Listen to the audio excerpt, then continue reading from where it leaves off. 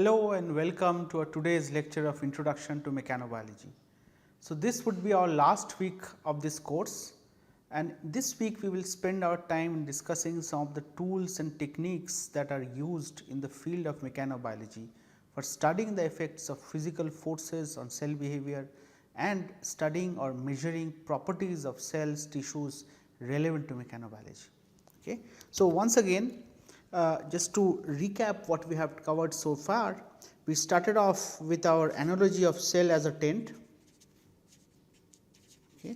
From there, we discussed the extracellular matrix and its properties in great detail. We went on to discuss about focal adhesions and how forces affect focal adhesions.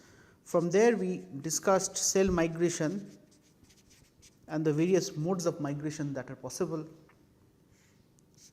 After that, we started discussing about how ECM properties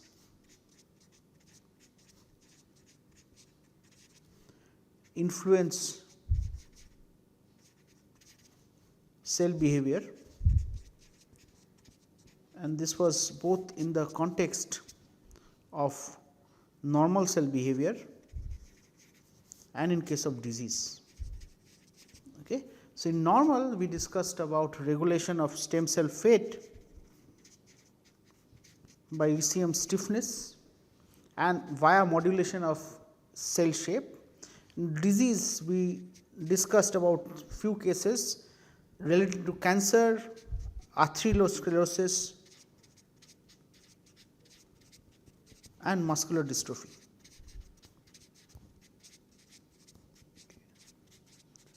So, one of the ideas that I repeatedly stressed on was modulation or change in ECM properties or ECM or tissue properties. Okay.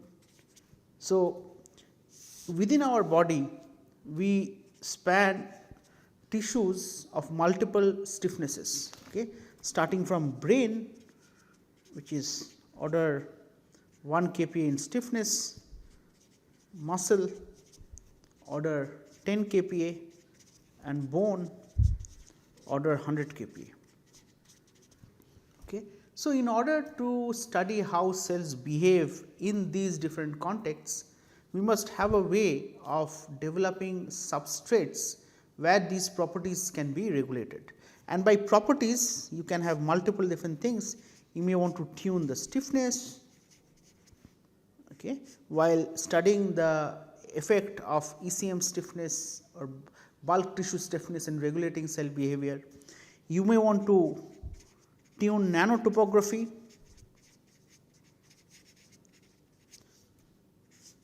okay. So, if you want to see what is the effect of ECM organization,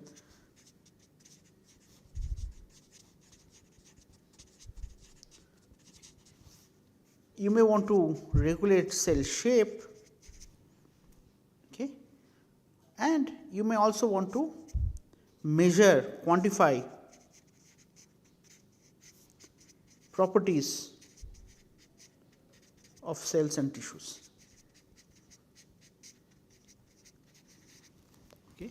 So, as part of the different techniques relevant to mechanobiology, today we are going to discuss about hydrogels. Okay. So, why is hydrogel important? Again, because of its relation to ECM stiffness. In order to make substrates which mimic the bulk properties of these of different tissues, what you do is you make use of hydrogels. Okay. So, that brings us to the question, what exactly is a hydrogel? Okay. So, a hydrogel is essentially a water soluble polymeric structure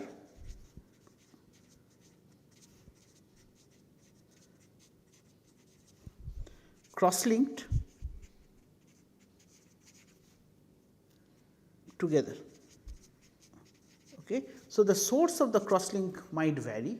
It might be chemical via covalent bonds, it might be ionic, you might have simple physical entanglement,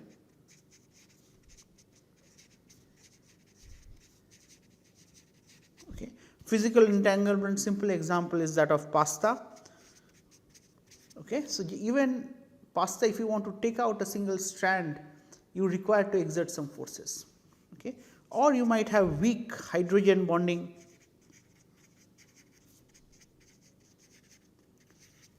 or van der Waals force mediated forces. Okay. So, these are the different sources in which you can make the hydrogel.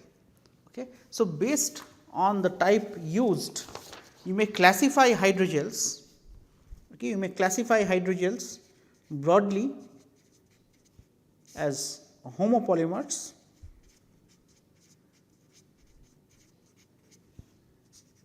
copolymers,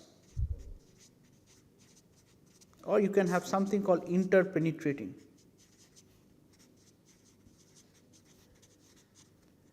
So, homo refers to generally you have a single monomer which is being cross linked together to form a polymer.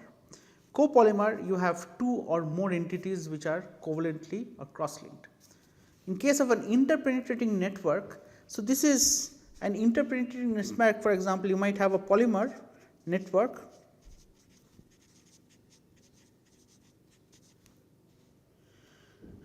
if a polymer network is allowed to swell inside another monomer.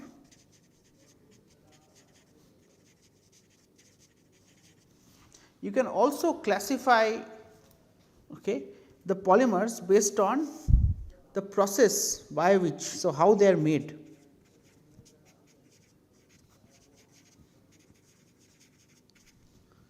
You might modulate heat, pressure, use photopolymerization,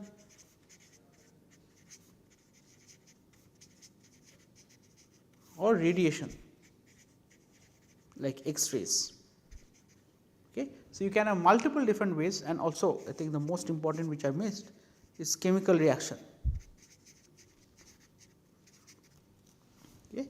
So, for making a hydrogel relevant for mechanobiological applications, what should be some of the desirable properties? Okay. What is desirable for a hydrogel? Okay. So, first and foremost, the gel has to be non-toxic to cells.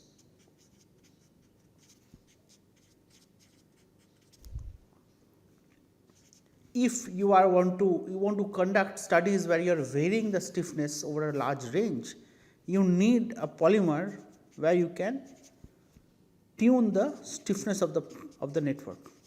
Okay. And so, relevant to in vivo would be hundreds of pascals to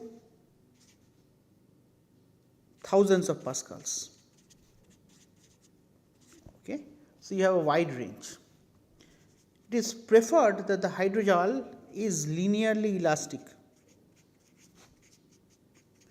So, if the material is linearly elastic, then in our next class we will discuss how this provides us ease in order to quantify the forces that cells can exert. The hydrogel should be optically clear because you will culture cells on them. So, if this optically clear, then you can image them for doing phase contrast studies as well as fluorescence studies.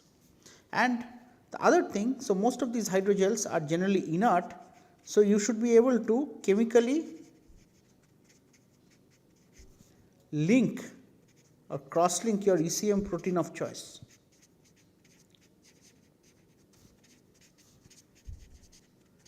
Okay. So, thus you have a polymer where you can measure, you make a material whose bulk stiffness E you can tune, and this gel is typically functionalized. This is your ECM protein of choice.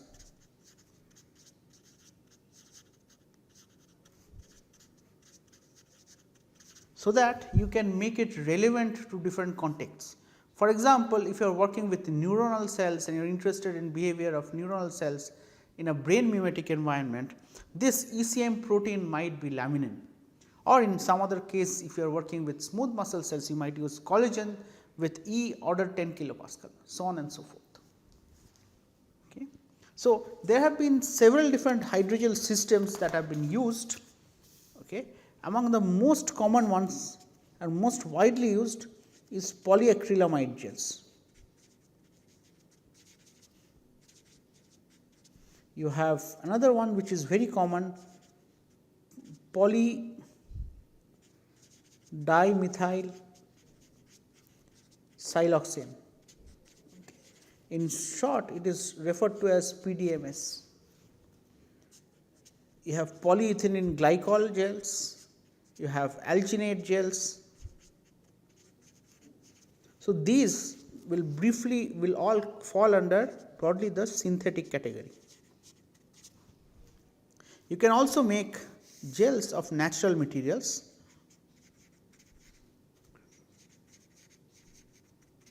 So, these would even among the most common is collagen gels. You can make fibrin gels also.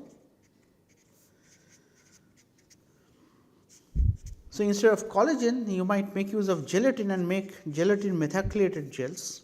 This gelatin is not stable at room temperature, it solubilizes, but if you methacrylate the gelatin and then cross link using UV, then you can get gelma gels. Nowadays you also have peptides or materials gels made of peptides, and one of them is amyloid based hydrogels. So, though amyloid has traditionally been associated with disease causing, but there are functional amyloids also, and these amyloid gels have recently been used for differentiating stem cells into neuronal precursor cells. Okay. So, I will just discuss as to how you go about making these gels for mechanobiological study. I will take the polyacrylamide gel case. Okay. So, for PA gels, okay, so what you do, you link acrylamide. So, you know that you run proteins for Western blot on page, polyacrylamide gels, right. So, in page you have acrylamide which is cross linked with bisacrylamide. Okay. So, instead of making the gel in a test tube, what you do is you take a glass cover slip, okay, you functionalize, you treat this with aminopropyl triethoxysilane and then with glutaraldehyde. On top of which you dump your polymerizing mixture, polymerizing solution. So, this polymerizing solution has TMAD and APS in it, okay, and these allow it to gel. Okay. So, if you let it sit, this will form a network. So, the gelation time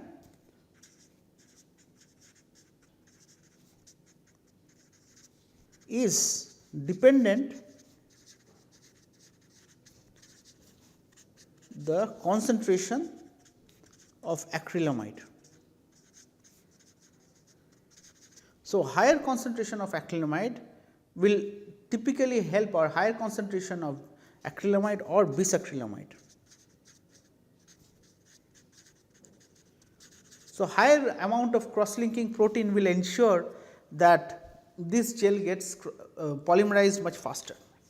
Okay. Now, as I mentioned briefly that these gels are inert. So, if you plate cells directly on these gels, nothing will stick, cells will not stick and your ECM protein will not absorb. So, what is used is a hetero-bifunctional cross-linker. Okay. So, this is called sulfosanpa. Okay. One of which is linked via UV onto the substrate of the PA gel. Okay. So, this one end attaches onto the gel, and then once you have done this, this cross linking, then on top you can functionalize with your ECM protein of choice.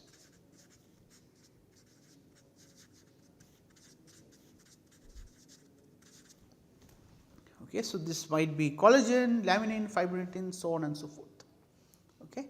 So, first of all, so far as tuning the properties of the gel is concerned, you have two things to control. Okay. So, let us say this is my crosslinker concentration. Okay. So, if I use a given concentration of acrylamide and I keep changing the crosslinker concentration, I will get, and let us say my y axis is the stiffness that I will get, gel stiffness that you will make. So, you would see at a given concentration of the acrylamide, you will get curves like this. Okay. So, there is some basal stiffness, and then you increase the crosslinker, then your stiffness saturates. Okay. The saturation behavior is because that once all your monomers are cross-linked, then there is no additional cross-linking possible, no matter how much you add the cross-linker. Okay. So, this is, let us say, at concentration acrylamide concentration of A1, if you increase A1 to A2, you would get similarly curves which shift upward. Okay. So, this is concentration A3, this is concentration A2, and we have A3 greater than A2 greater than A1. Okay.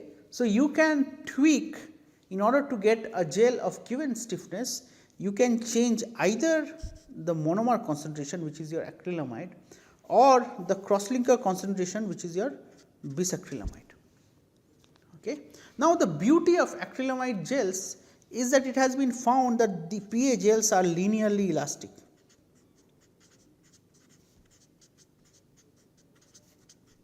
So, what is the meaning of linearly elastic?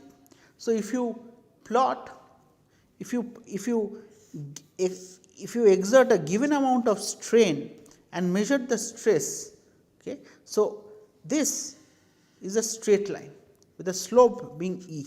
So, E is the Young's modulus of elasticity.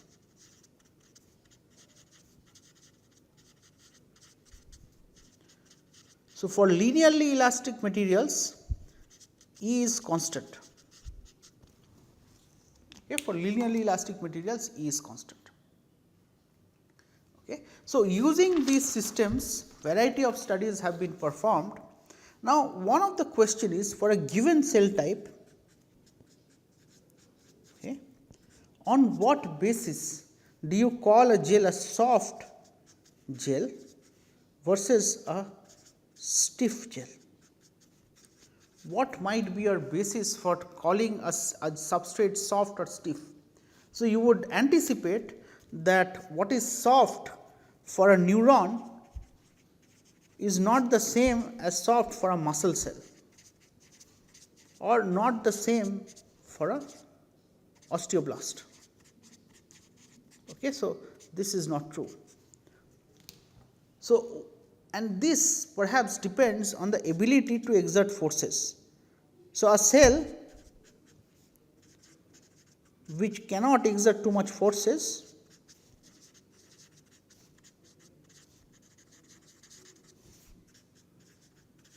so even 1 kPa might seem stiff,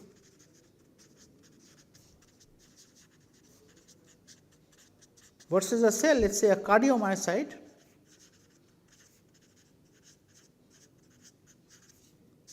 one kPa. So, cardiomyocytes are cells which exert a lot of contractile forces.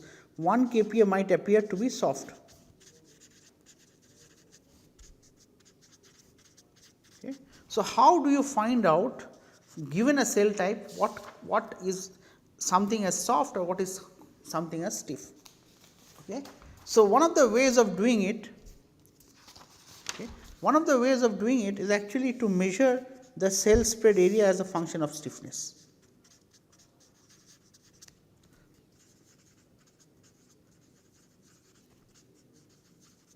Okay. And what you will get these saturating profiles of cell spread area, and you can fit, if this is my area A, and let us say E is the substrate stiffness. So, you can define area. So, this is an example of a hyperbolic curve. Okay. So, you can fit it with an expression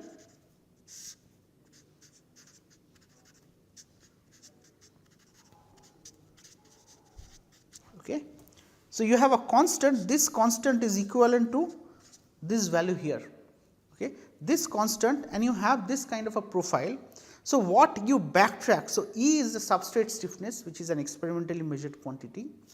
Area is also a measured quantity. So, you can backtrack this value of KEL, okay, or some elastic matrix. Okay. So, for a muscle cell, for a smooth muscle cell,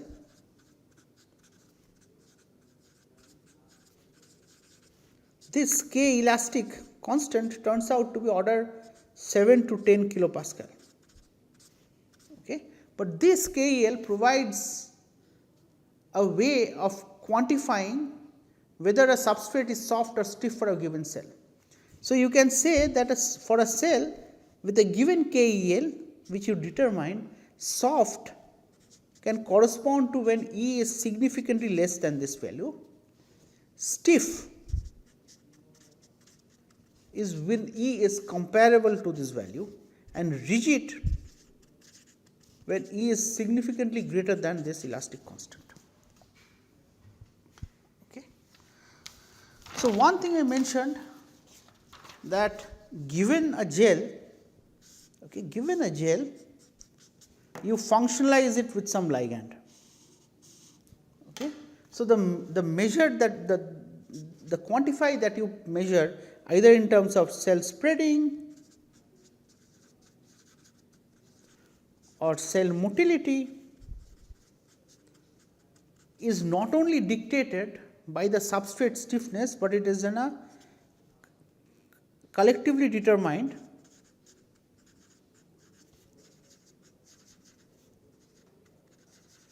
by substrate stiffness value and the ligand density.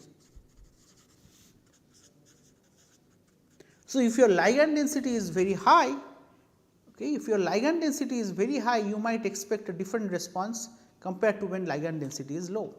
And these kind of experiments have been performed. So, this is a standard example, let me say, in terms of spreading, okay, as a function of stiffness.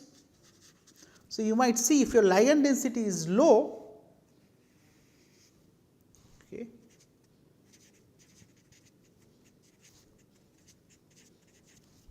versus when ligand density is very high,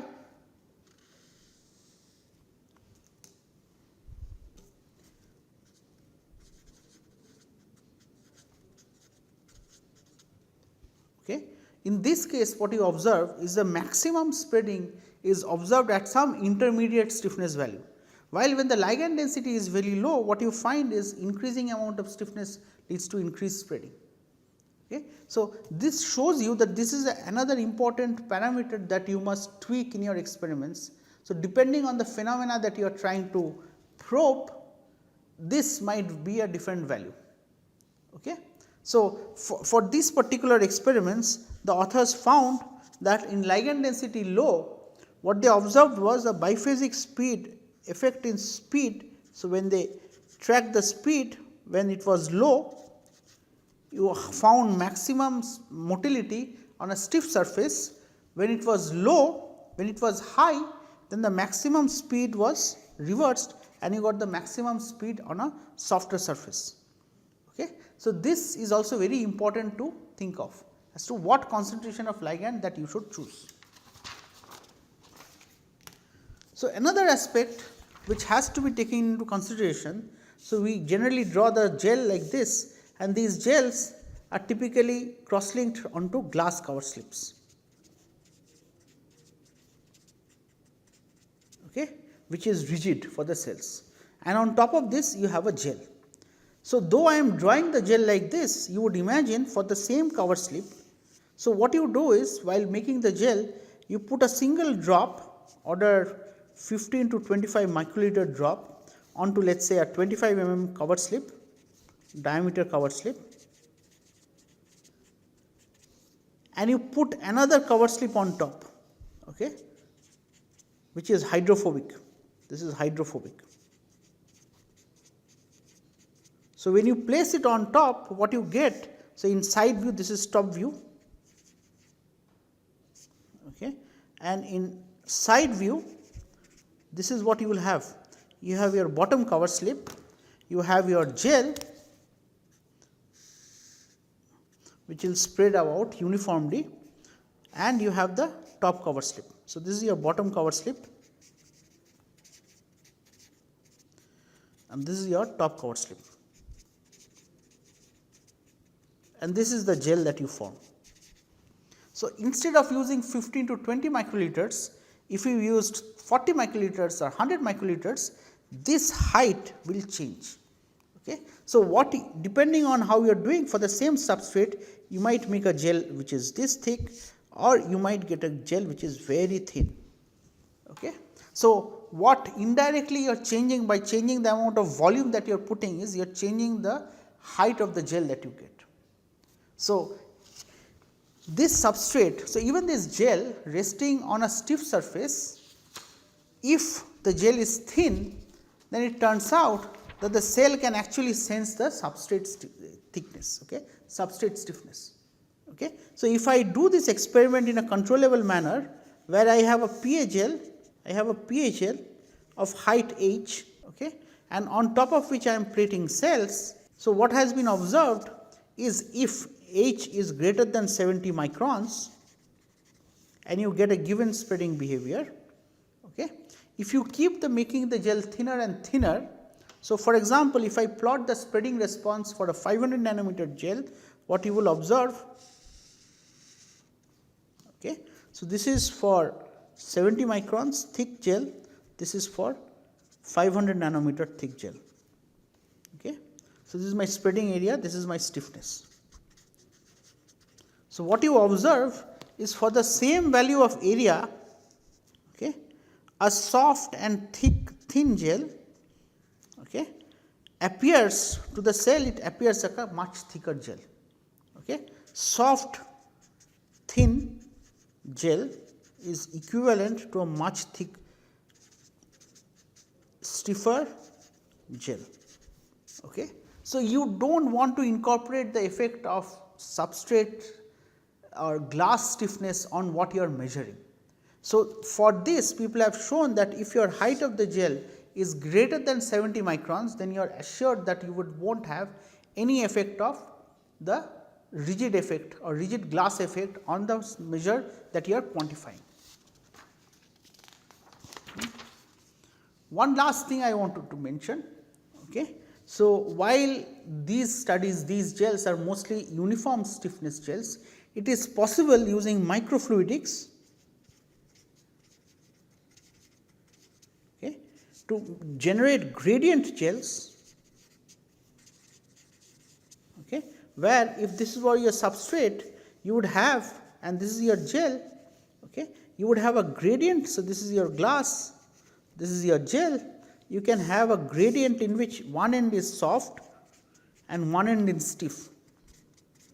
Okay, so, you can generate a gradient stiffness, and the reason for doing this kind of or making these gels is to demonstrate or to study the effect of durotaxis.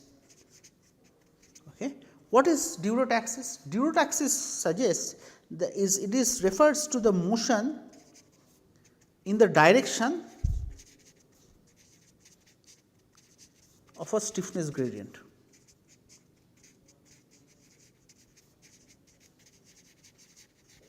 Okay. So, it has been demonstrated in mesenchymal stem cells, fibroblasts, etc. cells, and these cells have a propensity to migrate towards the stiffer end of the gel.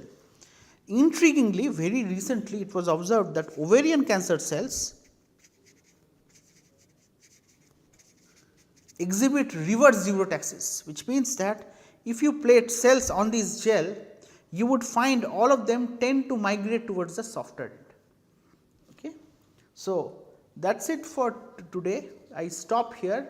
So, in summary, I have given you an idea of what an hydrogel is, what are some of the properties which you need to keep in mind which gel system we would prefer over some other gels. I did not get a chance to discuss about native gels like collagen or fibrin or methacrylated gelatin, where ligand density and stiffness are all related, because the same network which is giving you the adhesive ligand, that concentration is also dictating the bulk stiffness of that network.